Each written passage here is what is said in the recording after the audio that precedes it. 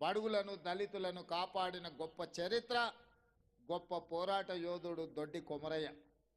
వారి జ్ఞాపకార్థం ఒక భవన్ కట్టుకొని వారి పోరాట స్ఫూర్తితో ఈనాడు సమాజంలో వచ్చిన మార్పును గమనించి మన తాతలు ముత్తాతలు వాళ్ళ తాతలు ఏవైతే గొర్రెలు బర్రెలు చేపలు పట్టుకుంటా బలహీన వర్గాలు బతికినరో రేపటి భవిష్యత్ తరాలు కూడా గొర్రెల బర్రెల చుట్టూతా తిరగకుండా వాళ్ళు పీజీలు పిహెచ్డీలు చదివి డాక్టర్లు లాయర్లుగా ఎదిగి ఐఏఎస్ ఐపీఎస్లుగా మారి ఈ తెలంగాణ పునర్నిర్మాణంలో భాగస్వాములు కావాలి అని ప్రభుత్వం కోరుకుంటుంది, ఆశిస్తుంది.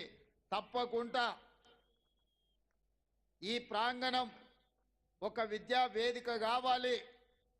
మన భవిష్యత్ తరాలకు ఇక్కడుంచి విజ్ఞానం పంచాలి. డాక్టర్ బాబాసాహెబ్ అంబేద్కర్ చదువే మనకు అన్నిటినీ తెచ్చిపెడుతుంది.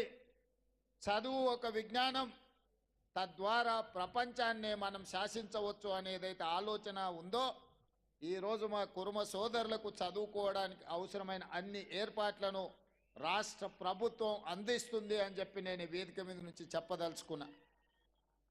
అదేవిధంగా ఈరోజు డైట్ ఛార్జెస్ కానీ కాస్మెటిక్ ఛార్జెస్ కానీ పెంచి డైట్ ఛార్జెస్ దాదాపుగా 10 ఏళ్ల నుంచి పేదల పిల్లలు బీసీ ఎస్సీ ఎస్టీ మైనారిటీ హాస్టళ్లలో ఎక్కడైతే చదువుకుంటున్నారో చదువుకునే విద్యార్థులకు డైట్ ఛార్జెస్ పెంచాలి అంటే 10 ఏళ్ల నుంచి గత పాలకులకు మనసు రాలే. కానీ రాష్ట్ర ప్రభుత్వం మహమ్మద్ అలీ షబీర్ గారిని మాజీ మంత్రివర్యుల్ని ప్రభుత్వ సలహాదారులుగా నియమించుకున్న తర్వాత వారి ఆలోచనల మేరకు ఇవాళ డైట్ ఛార్జెస్ మనం 40% పెంచినాం. కాస్మెటిక్ ఛార్జెస్ 200% పైగా పేదలకి ఈరోజు పెంచినాం.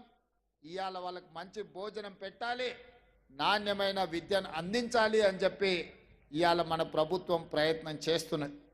ఇదే కాదు, నిన్న మొన్న జరిగిన రైతు రుణమాఫీలో అత్యధికంగా బలహీన వర్గాలకే న్యాయం జరిగింది. ఇవాళ 500 రూపాయల బోనస్ ఇస్తున్నాము అని అంటే వ్యవసాయం చేసుకుంటున్న బలహీన వర్గాలకే అత్యధికంగా న్యాయం జరిగింది.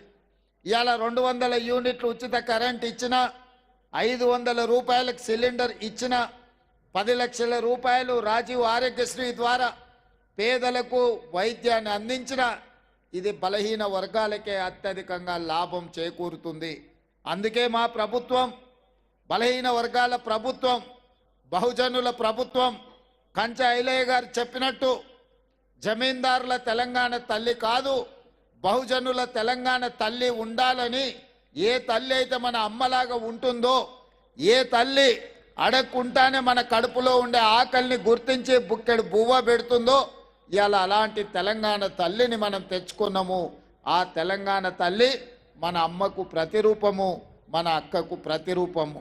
ఒక పక్కన వరి, సజ్జలు, జొన్నలు, మొక్కజొన్న తెలంగాణ ప్రాంతంలో పండించే పంటతో పాటు నా బిడ్డలు చల్లంగా ఉండాలి, నా బిడ్డలు శాశ్వతంగా అభివృద్ధి పదం వైపు నడవాలి అని ఆశీర్వదించే తెలంగాణ తల్లిని ఈరోజు తెలంగాణ సమాజం ప్రతిష్ఠించుకుంది. అందుకే ఈరోజు తెలంగాణ అభివృద్ధి పదం వైపు నడుస్తుంది. అన్నిటికంటే ముఖ్యంగా కులగణన. ఈరోజు తెలంగాణ సమాజంలో తెలంగాణ ఈ దేశానికి ఆదర్శంగా ఉండే విధంగా